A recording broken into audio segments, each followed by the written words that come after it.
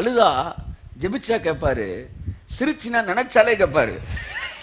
உனக்கு எது வேணும்? கேட்டா கிடைக்கணுமா, கேட்காம கிடைக்கணுமான்னு. அழுதா கேட்டா கிடைக்கும், அழுகாட்டி நினைச்சாலே கிடைக்கும்.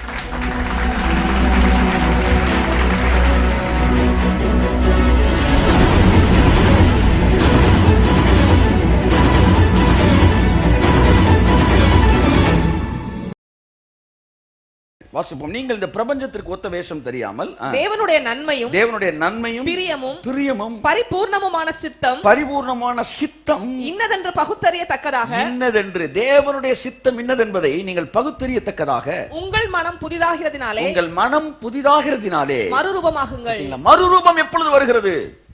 உங்கள் மனது புதிதாகும் போதுதான் நீங்கள் மறுரூபமான வாழ்க்கைக்குள் வருகிறீர்கள்.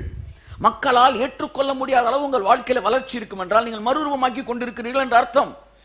உங்கள் வாழ்க்கை உயர்வுகள், நீங்கள் மறுரூபமாகிக் கொண்டிருக்கிறீர்கள்.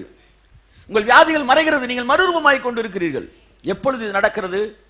உங்கள் மனது புதிதாகும் போது மறுரூபமாகிறீர்கள். ஆமென். வியாதி சரீரத்திலிருந்து போறதுக்கு முன்னாடி உங்க மனசுல இருந்து வெளியே போகணும். உங்க மனசுல இருந்து போகணும். நான் வியாதி இல்லாதவனா இருக்கிறேன் என்கிற மனதுக்குள்ள நீங்க வரும்போது, நான் சொல்றேன், உங்க சரீரத்திற்கு வெளியே போயிரும் இயேசு நாமத்தில். ஐஸ்வர்யம் வாழ்க்கைக்குள்ள வர்றதுக்கு முன்னாடி முதல்ல மனசுக்குள்ள வரணும். தரித்திரம் வாழ்க்கை விட்டு வெளியே போறதுக்கு முன்னாடி மனசுல இருந்து வெளியே போகணும். நான் தரித்திரமா இருக்க வேண்டிய அவசியம் இல்லை. ஆமென். நான் தேவையில் இருக்க வேண்டிய அவசியம் இல்லை. இன்னைக்கு நம்ம காலையில் வாசித்தோம், நீ கட்டாத பெரிய வசதியான வீடுகளிலே உன்னை குடியிருக்க நான் பண்ணும்போது, எப்படி வீடா சொல்லுங்க? 1 கட்டாத, 2 வசதியான, 3 பெரிய. 3 அட்ஜெக்டிவ் இருக்கணும். இதெல்லாம் நான் சொல்லல, கர்த்தர் சொல்றார். இந்த வீட்டுக்குள்ள உன்னை நான் நீ பிரவேசிப்பாயின்னு சொல்ல, உன்னை பிரவேசிக்க பண்ணுவேன். பாசிவ் வாய்ஸ் உங்களை கொண்டு போய் நிப்பாட்டிடுவாரு. நிறைய பேர் பார்க்குறேன் வாழ்க்கையில் பெரிய வீடுகளுக்குள்ள கடந்து வரீங்க. கர்த்தர் உங்களை ஆசீர்வதிப்பார். உங்கள் மனதில் முதலாவது தேவனுடைய சித்தம் என்னது என்பதை புரிந்து கொள்ள வேண்டும். நாம் அனுபவிப்பதற்கு சகலவித நன்மைகளையும் சம்பூர்ணமாய் கொடுக்கிற தேவன். விருப்பம், எல்லாம் சொல்லுங்க. விருப்பம் எப்பொழுது வரும்? சித்தம் சொல்லுகிறதைத்தான். சித்தத்தை புரிந்து கொண்டால் விருப்பம் உங்களுக்கு வரும். ஸோ நான் சொல்லிட்டேன், ஆவி, ஆத்மா, சரீரம். அதில் ஆத்மாவில் 2 மிகப்பெரிய பங்கு இருக்கிறது. ஒன்று மனது, இன்னொன்று அறிவு. இந்த அறிவு சொல்றதைத்தான் இந்த மனசு என்ன செய்யும்? இங்க இருக்கு, ஆவி, ஆத்மா, சரீரம். ஆத்மாக்குள்ள 2 பார்ட் இருக்கு. எத்தனை பார்ட்? அறிவு, மனது. புரிஞ்சுங்க. தப்பான அறிவு, இந்த மனது வந்து ஒரு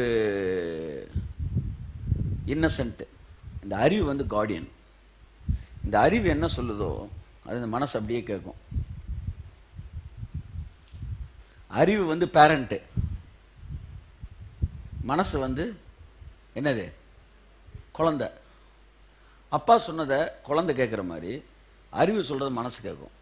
இப்போ நான் கேட்குறேன், அப்பா கெட்ட அப்பாவாக இருந்தாருன்னா,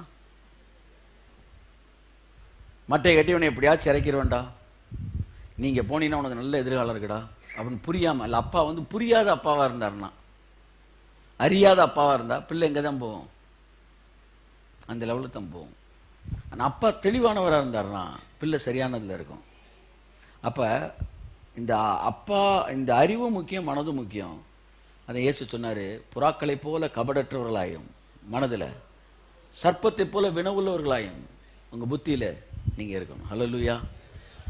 அப்போ புத்தியில் போய் தப்பான ஒன்று புத்திட்ட சொல்லிட்டீங்கன்னா, இந்த புத்தி என்ன செய்யும்? தப்பானதை எங்கே சொல்லும்? மனசில் சொல்லும். அப்போ புத்திகிட்ட வந்து சொல்கிறாங்க, நீ வியாதியோடு இருந்தால் கர்த்தர் உண்மையில ரொம்ப அன்பாக இருப்பாரியா? அப்படியா? உடனே அது மனசிட்ட சொல்லும், மகளே, மகனே, நீ வியாதியாக இருந்தால் கர்த்தர் உண்மையில ரொம்ப அன்பாக இருக்கிறாரு. நீ கண்ணீரோடு ஜெபிச்சினா கர்த்தர் உன்ட்ட என்ன செய்வார்? உனக்கு பதில் தருவார். உன்னை பார்த்து கர்த்தர் சொன்ன, கண்ணீரை கண்டேன், விண்ணப்பத்தை கேட்டேன். பற்றியா? கண்ணீரை பார்க்கணும். ஒருத்தன் கண்ணீரின் வல்லமைன்னு எழுதியிருந்தான் வாட்ஸ்அப்பில். கண்ணீரின் வல்லமைன்னு சொல்லி கண்ணீரோட பவரை ஃபுல்லாக எழுதுறியா? கண்ணீரில் என்ன வல்லமை இருக்கு? அவர் இரக்கத்துல தான் வல்லமை இருக்கு. அப்போ ஒருத்தன் சொன்ன, கண்ணீரை கண்டேன், விண்ணப்பத்தை கேட்டேன் அப்படின்னு வருது. அப்போ அழுது ஜெபிச்சா கேட்குறாருல அப்படின்னா, நான் சொன்னேன், கர்த்தரிடத்துல மனமகிழ்ச்சியாயிரு, அவர் உன் இருதயத்தின் வேண்டுதலை உனக்கு அருளி செய்வார். வாயிலிருந்து வர்ற வேண்டுதல் இல்ல, மனசுல இருந்து வர வேண்டுதல். அதுக்கு பேர் என்ன? ஆசை. நான் சொன்னேன், அழுதா ஜெபிச்சா கேட்பாரு, சிரிச்சினா நினைச்சாலே கேட்பாரு. உனக்கு எது வேணும்? கேட்டா கிடைக்கணுமா, கேட்காம கிடைக்கணுமா? நீ அழுதா கேட்டா கிடைக்கும், அழுகாட்டி நினைச்சாலே கிடைக்கும். பைபிள் தெளிவா உன் இருதயத்தின் வேண்டுதலை உனக்கு அருளி செய்வார். ஆமா, இதான் சுப்ரீம் லெவலு. அல்லேலூயா.